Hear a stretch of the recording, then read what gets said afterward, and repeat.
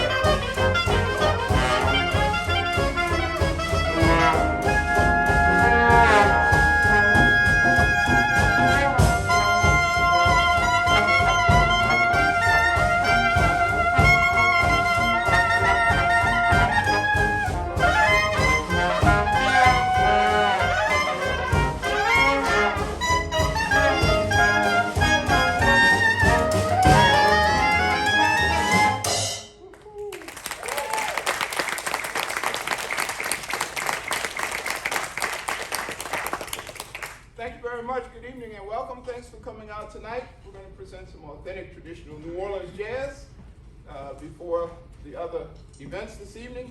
That opening selection was an old march entitled Panama. Marches were a very important part of early New Orleans jazz, as was the next song we're going to do that comes from one of the greatest ensembles in jazz history, King Oliver's Creole Jazz Band. The blues we're talking about. The blues was very important in early jazz. The common 12-bar blues structure formed a lot of early jazz songs. But this is an up-tempo blues song. It's named after our biggest downtown street name, Canal Street. Here is King Oliver's Canal Street Blues, first recorded way back in 1923. Almost 100 years ago. Yeah.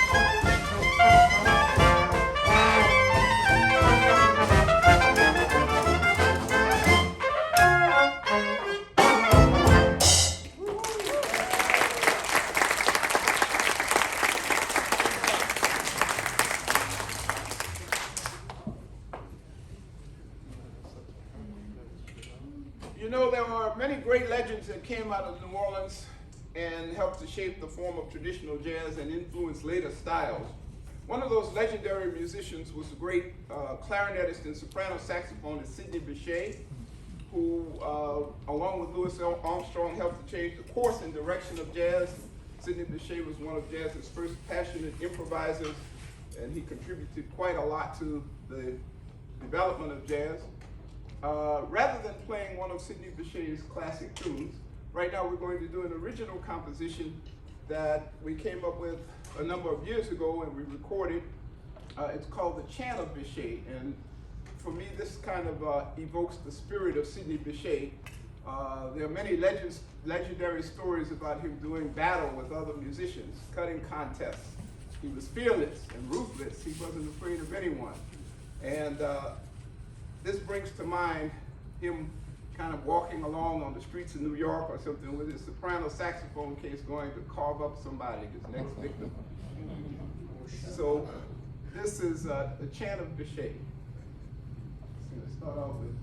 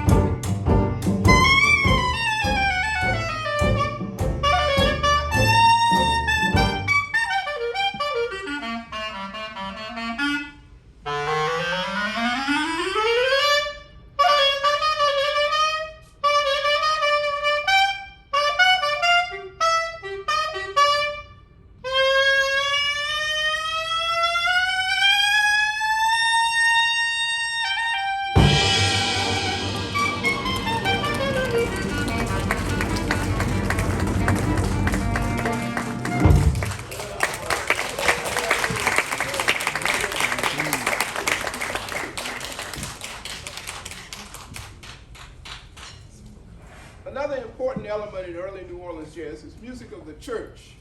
We use hymns not only in our infamous jazz funerals, but also in regular jazz performance. The first hymns done in up-tempo jazz time were recorded back in 1927 by Sam Morgan's jazz band. Right now we're going to feature Greg Stafford on vocal on a classic hymn done in the New Orleans style, In the Sweet By and By. Yeah.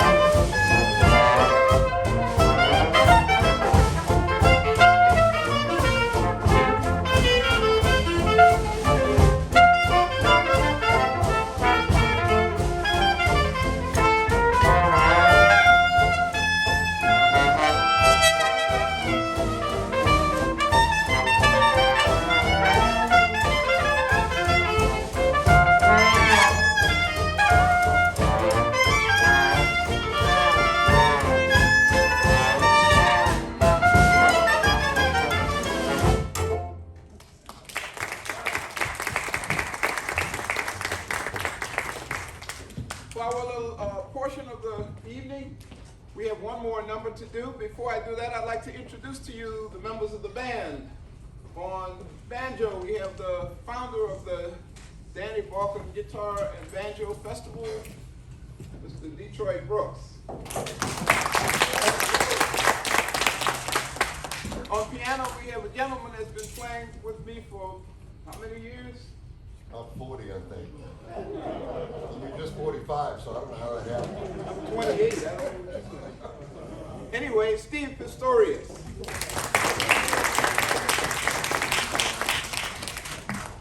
Back there on the drums, a very familiar face. He is a Xavier graduate, one-time Xavier professor, one-time director of bands at Xavier, Mr. Herman LeBeau.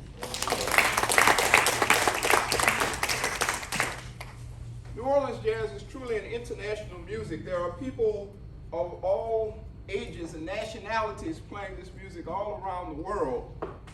And it's always a pleasure to have them visit New Orleans, come to New Orleans, and sometimes move to New Orleans. The gentleman back there on the bass hails from Canada, where I first saw him and heard him play. He moved to New Orleans a few years ago, and we're happy to have him as an addition to our music. Tyler Thompson.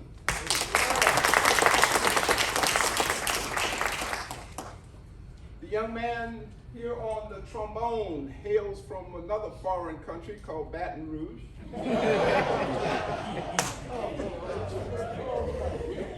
If you're really from New Orleans, before Katrina, Baton Rouge was a foreign country. That's why he looks different from us. They have different kinds of grease in their chicken. Anyway, we're happy to have younger musicians coming along playing traditional music. How about a nice round of applause for David Harrison?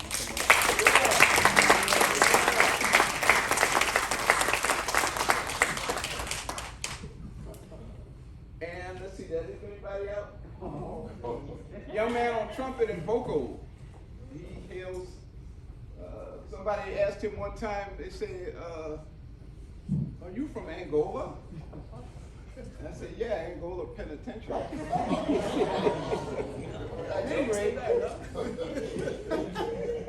At any rate, we've been playing together for a long time. Brass bands on the street, many church parades, many different configurations of jazz. He and I have a lot in common in that we are both descendants of first-generation jazz musicians, and we're happy to carry on that heritage and tradition. On trumpet and vocal, Greg Stafford.